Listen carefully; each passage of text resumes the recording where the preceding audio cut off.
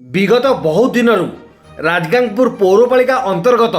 माटीगेट Ranibandh Jhagarpur रामाभाल toll gate ठारे highway लुटेरा सक्रिय रही ओडिशा तथा बाहर प्रदेश आसुथिबा ट्रक ड्राइवर ठारू मोबाइल नगद टंका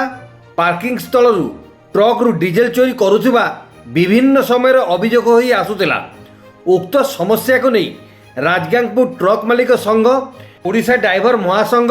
राजगांगपुर थाना रे पूर्वरु अभियोग करिथिले।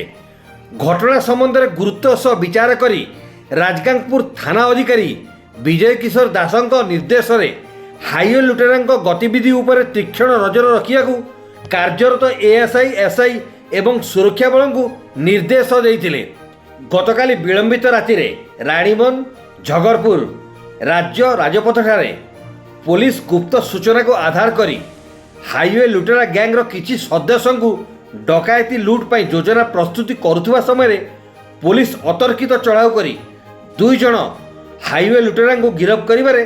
सफल होइतिले। गिरफ्त समय सेमानक निकटरू 20,000 टଙ୍କା नगद 3टा प्लास्टिक जार प्राय 130 लिटर डीजेल 2टी मोबाइल फोन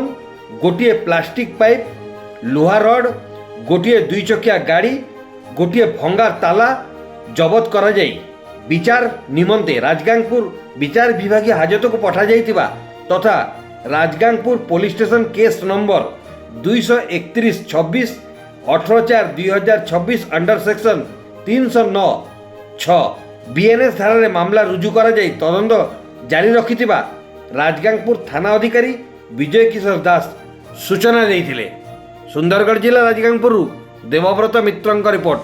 क्रांति ओडिशा।